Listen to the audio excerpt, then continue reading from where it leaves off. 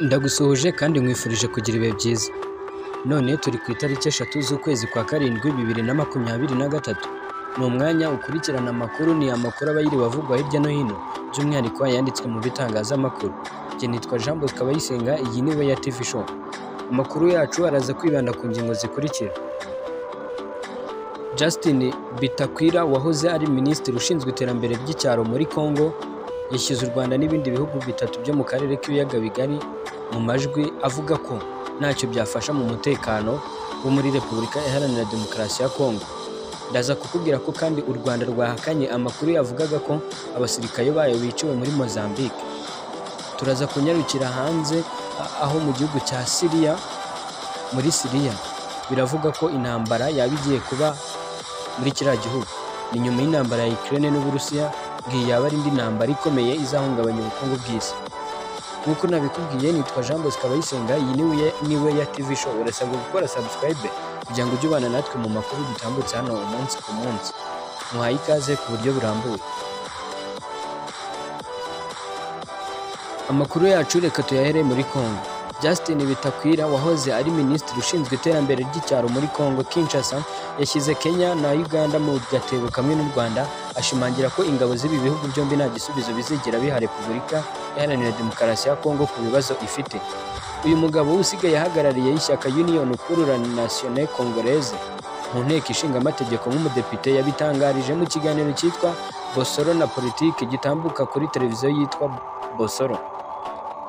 Uganda na Kenya biri mu bihugu by'umuryango wa Afurika y'Iburasirazuba EAC byohereje ingabo muri Repubulika Iharanira Demokarasi ya Congo mu rwego rwo kubahagarura amahoro. Ni nyuma y'imirwano yari imaze igihe isakiranya ingabo za Repubulika Iharanira Demokarasi ya Congo FARDC n'inyeshyamba z'umutwe wa M23. Leta ya Congo imaze igihe irega u Rwanda guha uyu mutwe ubufasha, ibirego rwakunze kwamagana. Ndavuga u Rwanda. Kuva ingabo za Kenya n'iza Uganda zigeze muri Congo, zakunze gushyirwaho igitutu n'ubutegetsi bwa Kinshasa buzishinja korohereza inyeshyamba za M23. Kubw'uyu mugabo, Kenya, Uganda n'u Rwanda ni bisabirana ku buryo nta gihugu na kimwe gishobora kugambanira ikindi. Uyu mugabo yavuze ko Perezida Yoweri Kaguta Museveni avuka mu Rwanda, bityo ko ibidashoboka ko yarwanya u Rwanda. Kuba abanyekongo bamwitegaho kwitambika ingabo z'u Rwanda, abahamya ko rwose ibi ngibi bitashoboka, cyane ko nyine ngo nta mwana wajya gutera iwabo. Bivuze ko uyu Yoweri Kaguta Museveni ngo yaba ateye u Rwanda kandi ariho yavukiye. Yagize ati, Perezida Museveni wa Uganda yavukiye mu Rwanda, afitanye isano ya hafi n'icyo gihugu. Muratekereza ko ashobora kurwanya abasirikare b'u Rwanda batera igihugu cyacu? Bitakwira yunzemo ati, Perezida wa Kenya uriho ni umututsi, mutegereje ibitangaza? Oya, ni ibisabirana. U Rwanda, Kenya na Uganda ntibizigera na rimwe bizana ibisubizo ku ntambara ya Repubulika Iharanira Demokarasi ya Congo. Iyi ntambara yashojweho n'umutwe wa M23. Ibi ngibi avuga ko kuba umutwe wa M23 ufite imbaraga zingana gutya, ahubwo ibi bihugu byombi bibifitemo uruhare.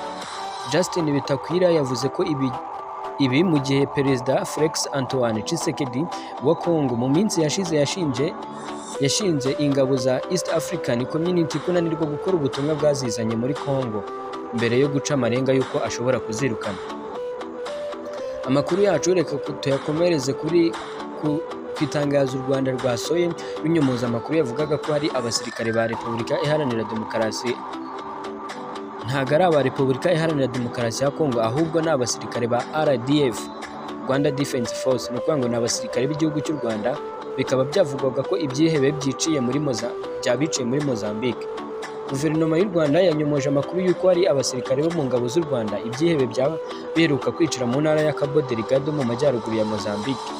Inyuma y'uko umutwe wa leta ya Kisilamu wigambye kuba ku wa gatanu w'icyumweru gishize wariciye mu karere ka Makomia abasirikare 10 bo mu ngabo za Mozambique ndetse n'iz'u Rwanda. Umuvugizi wa guverinoma y'u Rwanda Yolande Makoro mu butumwa yanyujije ku rubuga rwe rwa Twitter yavuze ko ibirimo kuvugwa ari amakuru y'ibinyoma cyangwa se fake news. Umwe mu basirikare b'u Rwanda bari muri Mozambique nawe yabwiye Bwiza.com dukesha aya makuru ko amakuru y'iyicwa rya bagenzi be ari igihuha.